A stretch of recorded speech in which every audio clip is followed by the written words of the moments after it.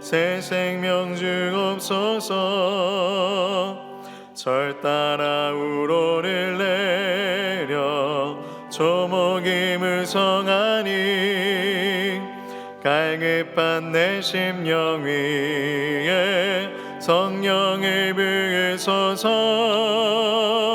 가물어 메마른 땅에 단비를 내리시는 성령의 단비를 부어 새 생명 주옵소서. 참되신 사랑의 언약 어길 수 있사오냐. 오늘의 급족한 은혜 주실 줄 믿습니다. 가물어 메마른 땅에 단비를 내리시는 성령의 단비를 부어 새 생명 주옵소서.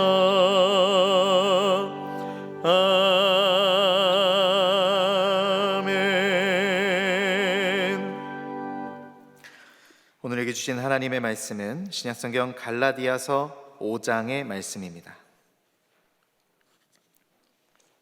갈라디아서 5장 한 절씩 교독하시겠습니다. 그리스도께서 우리를 자유롭게 하려고 자유를 주셨으니 그러므로 굳건하게 서서 다시는 종의 멍에를 매지 말라.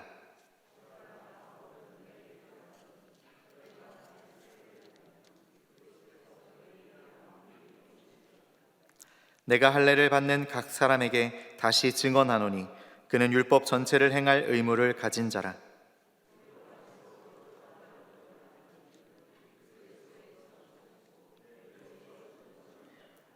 우리가 성령으로 믿음을 따라 의의 소망을 기다리노니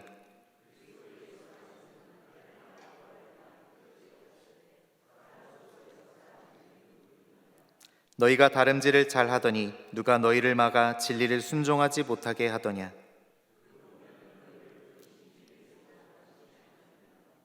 적은 누룩이 온 덩이에 퍼지느니라.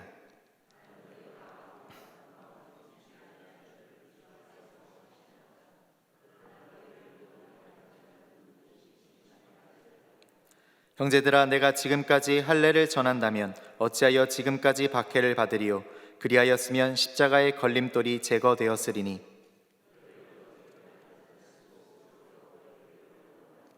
형제들아, 너희가 자유를 위하여 부르심을 입었으나 그러나 그 자유로 육체의 기회를 삼지 말고 오직 사랑으로 서로 종노릇하라.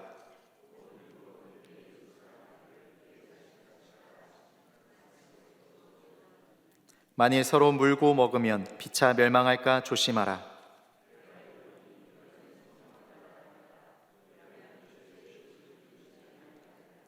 육체의 소욕은 성령을 거스르고 성령은 육체를 거스르나니 이 둘이 서로 대적함으로 너희가 원하는 것을 하지 못하게 하려 함이니라.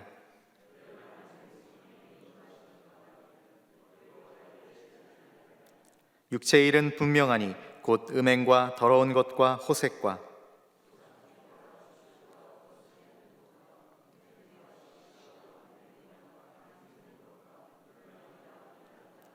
투기와 술 취함과 방탕함과 또 그와 같은 것들이라. 전에 너희에게 경계한 것 같이 경계하노니 이런 일을 하는 자들은 하나님의 나라를 유업으로 받지 못할 것이요.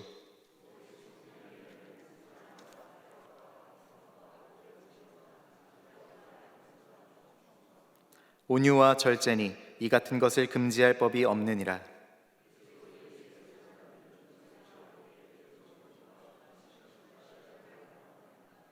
만일 우리가 성령으로 살면 또한 성령으로 행할지니.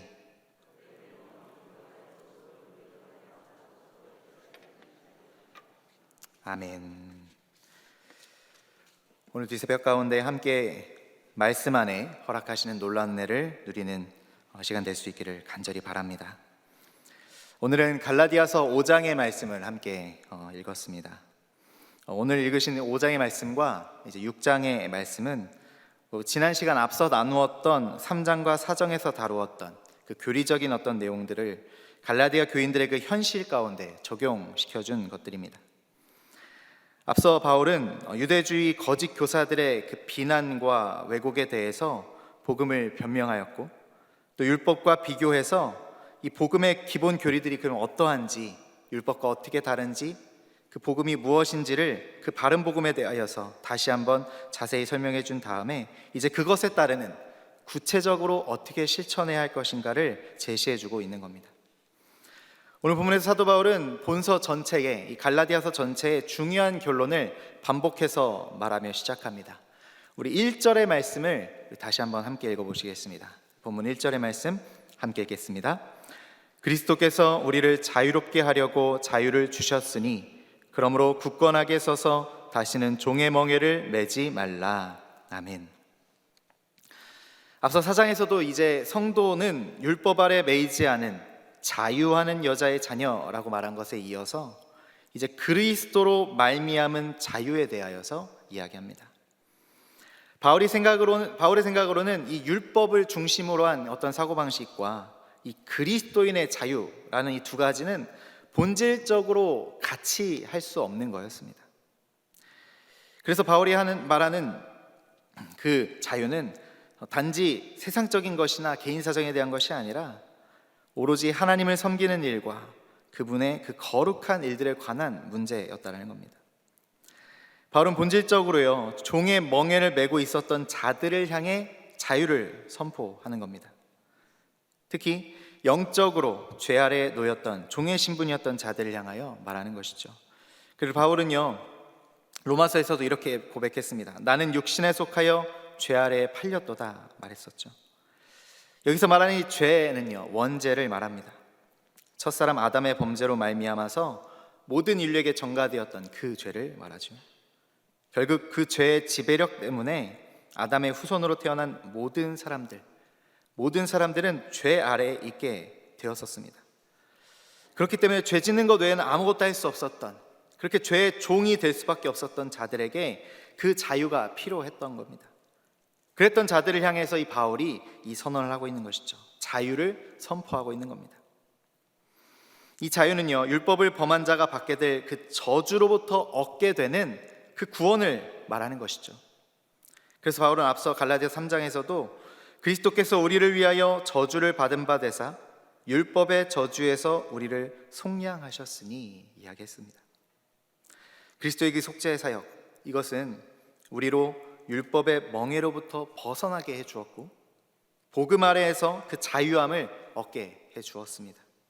이 자유는 영생을 얻기 위하여 우리에게 완전한 순종을 요구했던 그 율법으로부터의 해방을 의미하는 겁니다.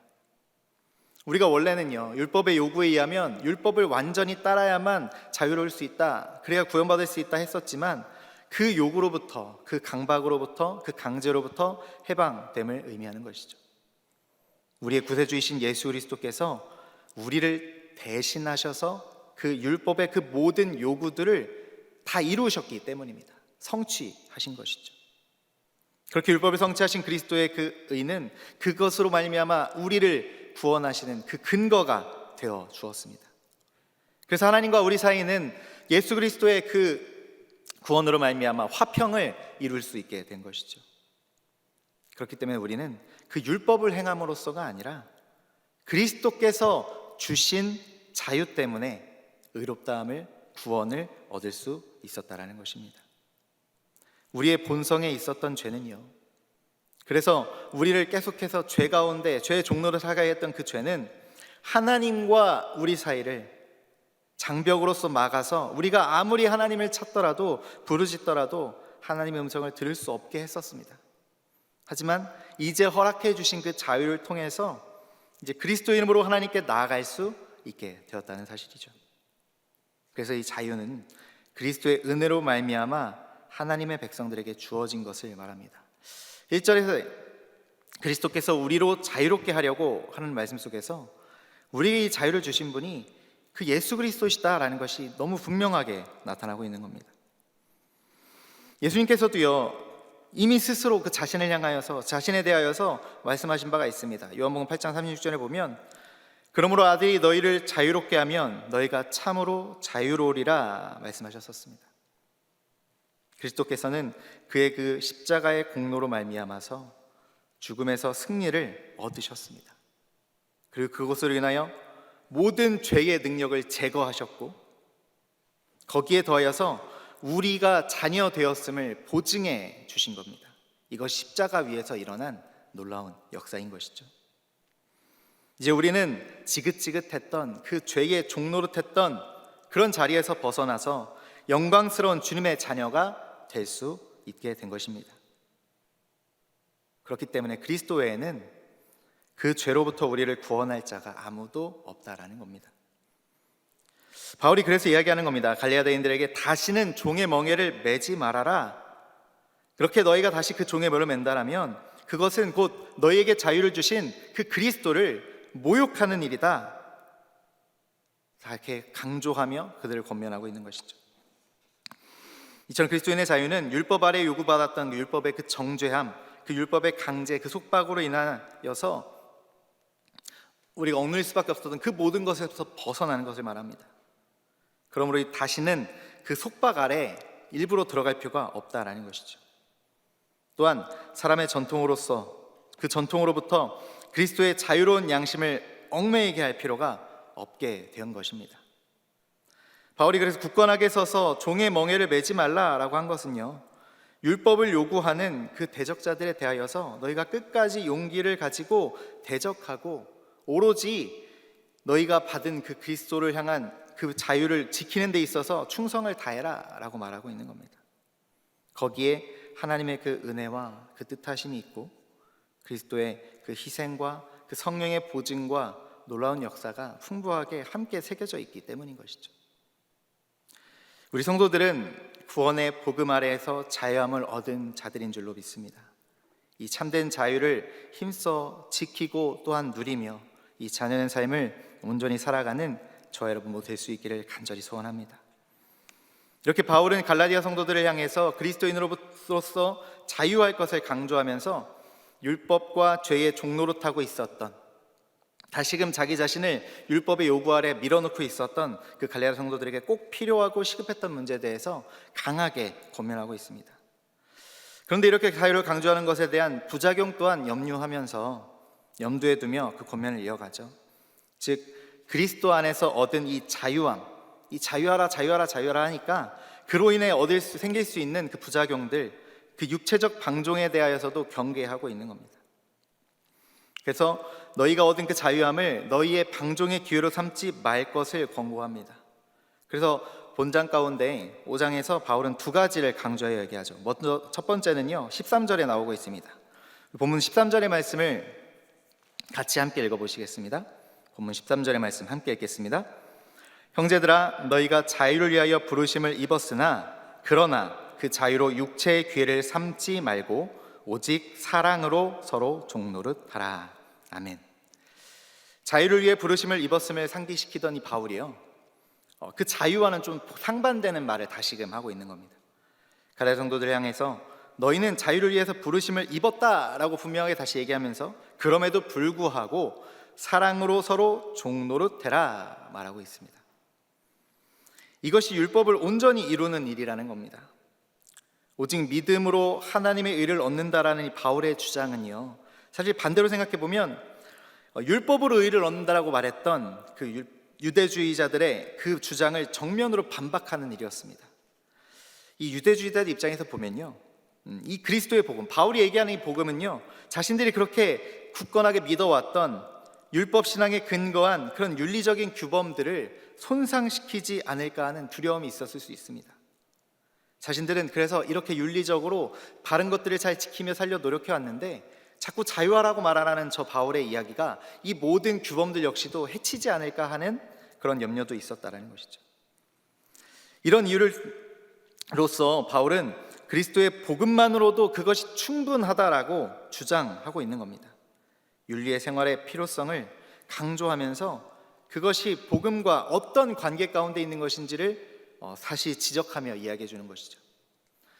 그리스도께서 가져다 주신 그 자유가 정말 무엇인지를, 그 참된 의미들을 다시 설명해 주면서 그 복음 가운데에는 너희가 그렇게 바라던 윤리 역시도 포함되어 있음을 말해 주는 겁니다.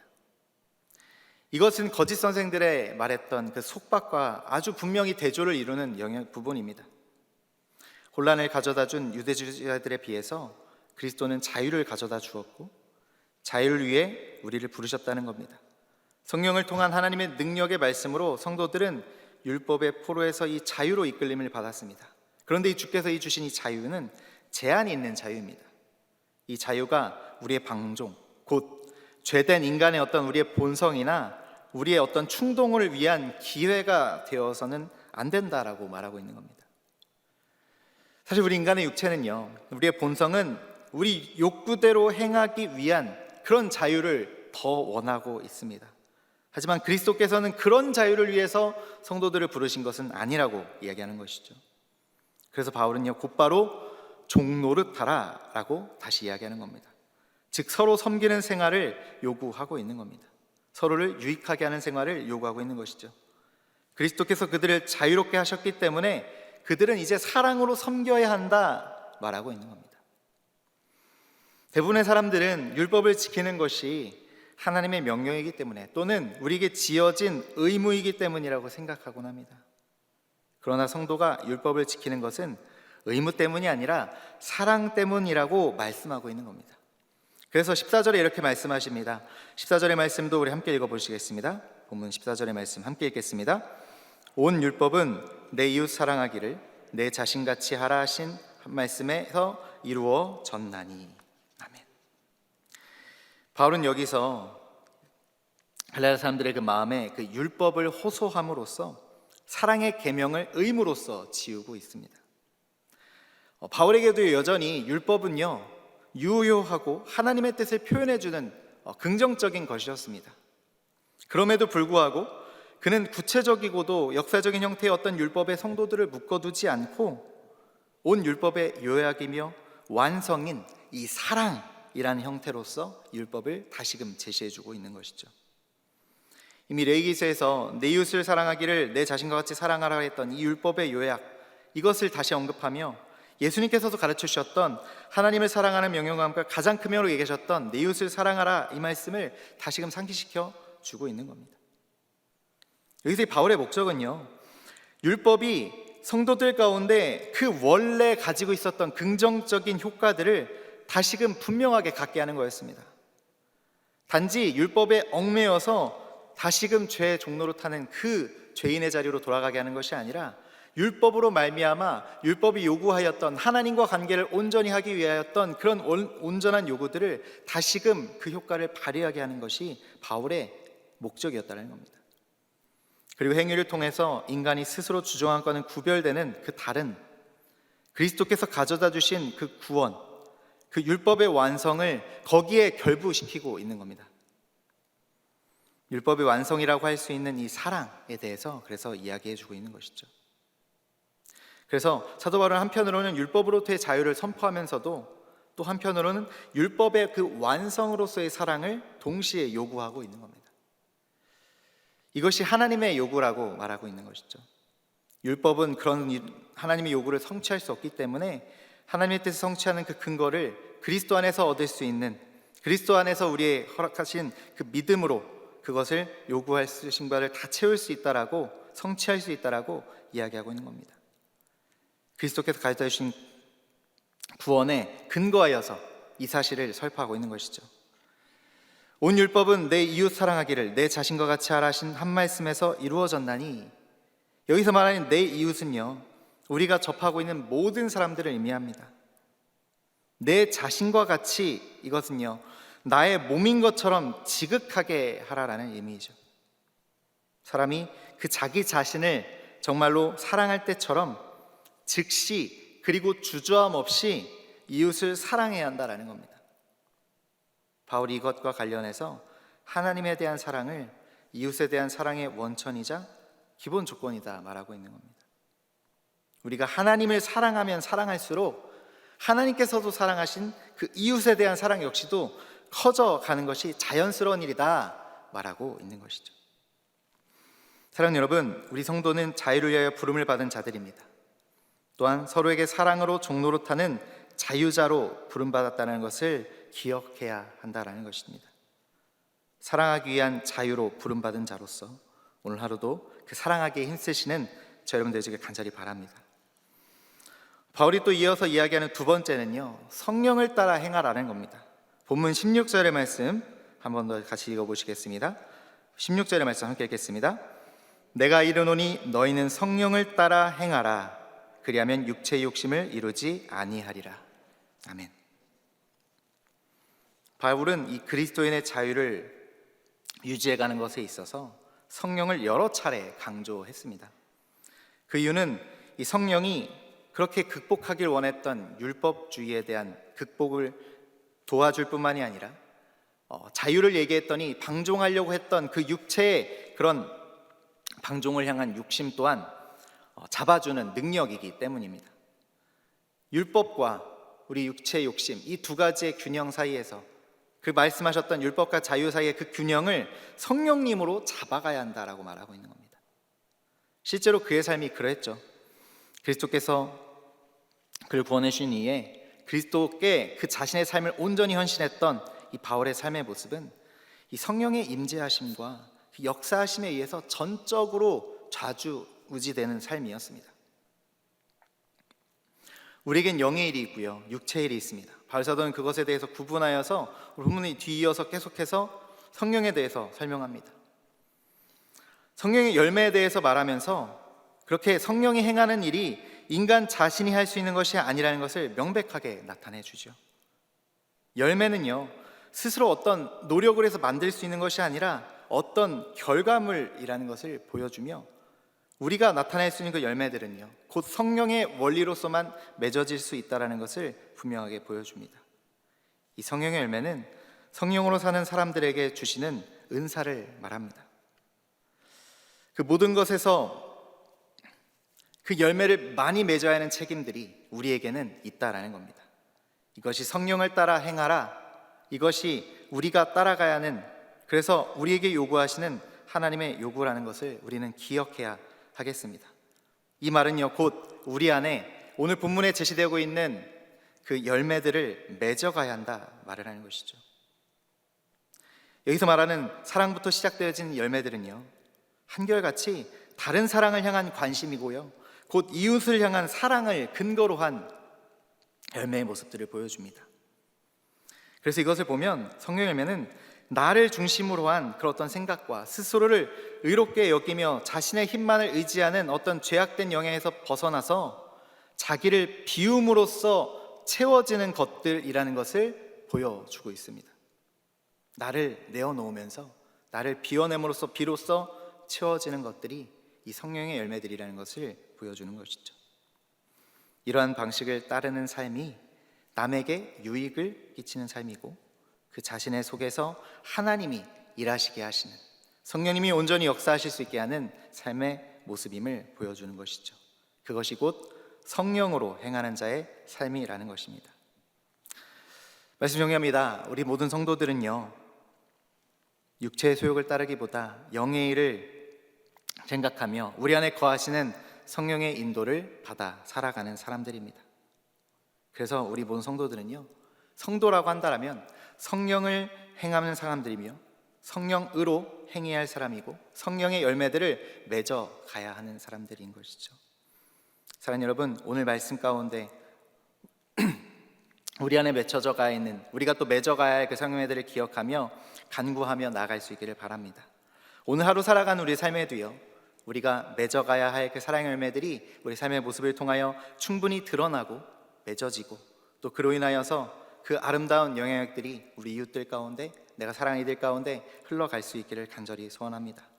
오늘도 이제 기도하며 나아가실 때에 우리 오늘 하루의 삶을 그렇게 결단하며 우리의 성령으로 함께 하실 그 주님을 의지하며 온전히 나아갈 수 있기를 간절히 바랍니다. 우리 함께 찬양하시고 기도하시겠습니다. 찬송가 191장 내가 매일 기쁘게, 찬송가 191장 함께 찬양하시겠습니다.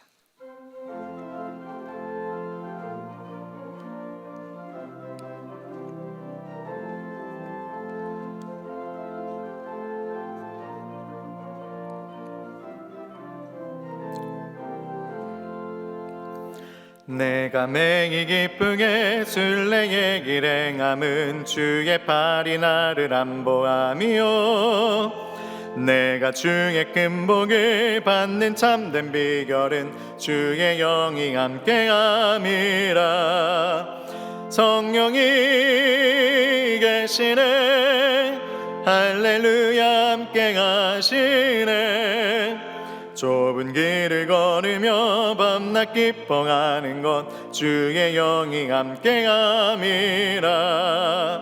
전에 죄에 빠져서 평안함이 없을 때 예수 십자가의 공로 힘입어 그 발 아래 엎드려 참된 평화 얻음은 주의 영이 함께함이라 성령이 계시네 할렐루야 함께하시네 좁은 길을 걸으며 밤낮 기뻐하는 것 주의 영이 함께함이라 나와 동행하시고 모든 염려하시니 나는 숲의 새와 같이 기쁘다 내가 기쁜 마음으로 주의 뜻을 행함은 주의 영이 함께함이라 성령이 계시네 할렐루야 함께하시네 좁은 길을 걸으며 밤낮 기뻐하는 것 주의 영이 함께함이라 세상 모든 욕망과 나의 모든 정욕은 십자가에 이미 못을 박았네 어두운 밤이 지나고 무거운 짐 벗으니 주의 영이 함께함이라 성령이 계시네 할렐루야 함께하시네 좁은 길을 걸으며 밤낮 기뻐하는 것 주의 영이 함께함이라 사랑과 은혜가 풍성하신 하나님 아버지 죄로 인해 죽을 수밖에 없던 우리를 자녀 삼으시고 이제 그로 인해 참 자유를 누리게 하시니 감사드립니다. 우리가 이 자유를 사랑의 기회로 삼아 성령님의 인도하심에 따라 세상과 이웃에 주님의 그 선하심과 인자하심을 드러내며 살아가게 하여 주시옵소서. 아름다운 열매들이 우리 종교 가족들의 삶 가운데 가득 맺혀져서 그로 인해 하나님의 나라가 우리의 삶 가운데 나타나게 하여 주옵소서. 이 시간에도 그것을 결단하며 주님을 구할 때에 성령님 우리가 nem지하셔서 인도하여 주옵소서. 주 앞에 나오며 구별하여 드리는 예물 드린 손길들이 있습니다. 주님 그 손길 위에 축복하여 주시고 드려진 예물을 기뻐 받아 주시옵소서. 또 이 예물이 쓰여지는 곳곳마다 주님의 사랑과 또 놀라운 평안함이 가득 넘쳐나게 하여 주시옵소서. 행하실 그 모든 일들에 감사드리오며 예수 그리스도 이름으로 기도하옵나이다. 아멘. 하늘에 계신 우리 아버지여 이름이 거룩히 여김을 받으시오며 나라가 임하시오며 뜻이 하늘에서 이루어진 것 같이 땅에서도 이루어지이다. 오늘 우리에게 일용할 양식을 주시옵고 우리가 우리에게 죄 지은 자를 사하여 준 것 같이 우리 죄를 사하여 주시옵고 우리를 시험에 들게 하지 마시옵고 다만 악에서 구하시옵소서. 나라와 권세와 영광이 아버지께 영원히 있사옵나이다. 아멘. 시간에 주의 이름 한번 부르시고 우리 기도 자리를 이어가겠습니다. 주여 주님 이 시간에도 함께하여 주시길 그리하여 우리를 인도하여 주시고 다시금 말씀하여 주시고 깨닫게 하시는 그 성령님의 역사를 구하며 나아갑니다. 주님 우리와 동행하여 주시옵소서. 주님 우리로 주의 뜻을 온전히 깨달아 아버지 하나님 사랑하게 힘쓰며 섬기게 힘쓰고 하나님 맺게 하실 그 나름대로 열매들을 온전히 맺어가는 우리 성도될 수 있도록 주님 인도하여 주시옵소서. 주님